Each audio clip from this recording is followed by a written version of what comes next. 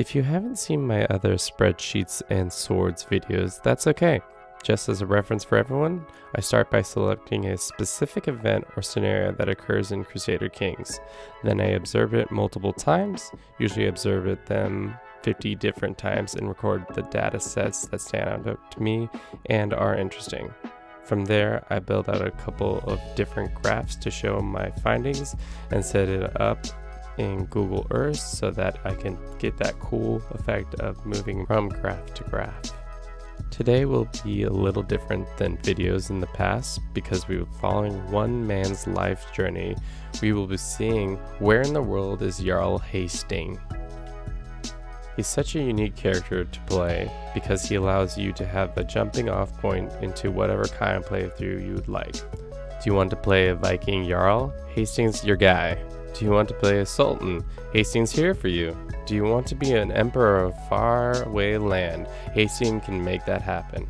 He provides a lot of opportunities for players to really immerse themselves in the game. As always, I like to write out 3 predictions prior to collecting the data, so here they are. Whoever he decides to attack, he will succeed 75% of the time. As I've been touting, Haesteinn is a great starting point because he comes pre-built with 3,000 event troops, which for the start date rivals most major powers. His main target will be East Francia, and he will target them over 60% of the time.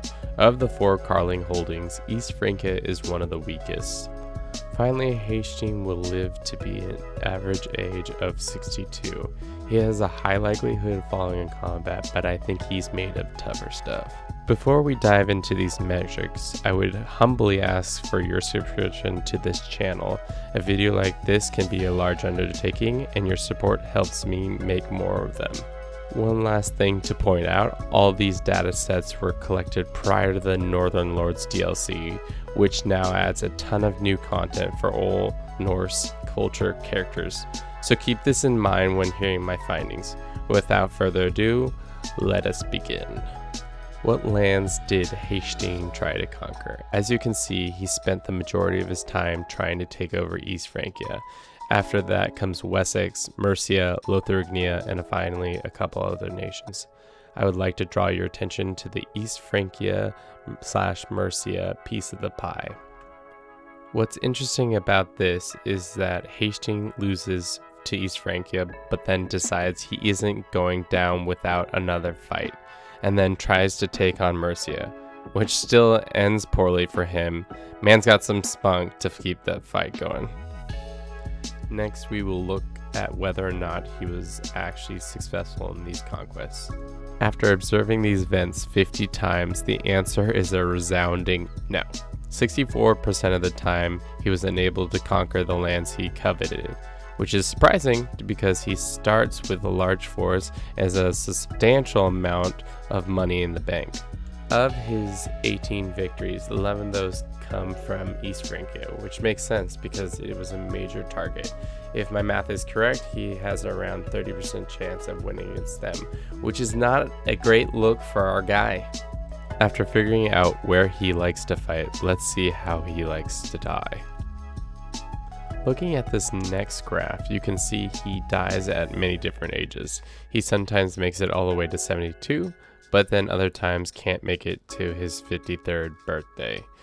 On average, he dies at the ripe old age of 61. Now that we've seen when he dies, let's see how he dies. There are many ways, from battles to illness, and even by assassination by rivals.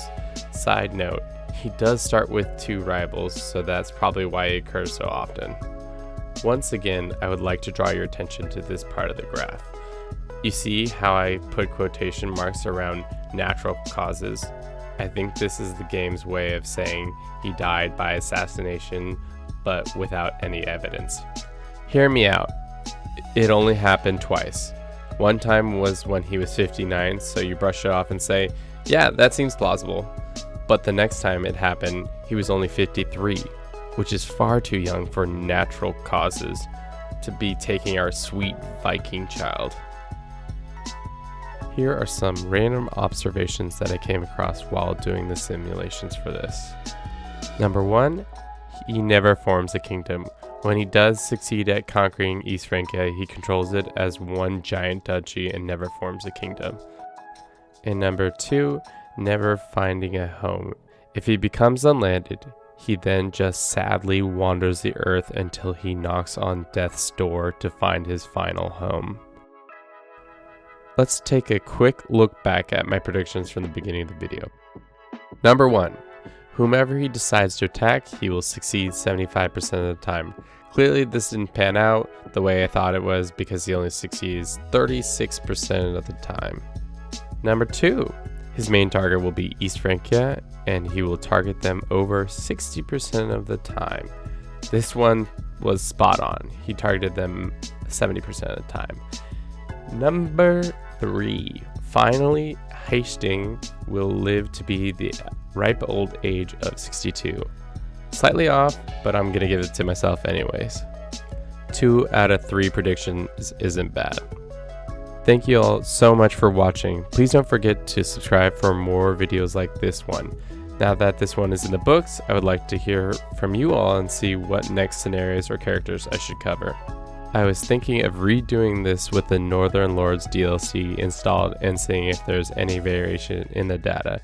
And again, thank you and have a good rest of your day.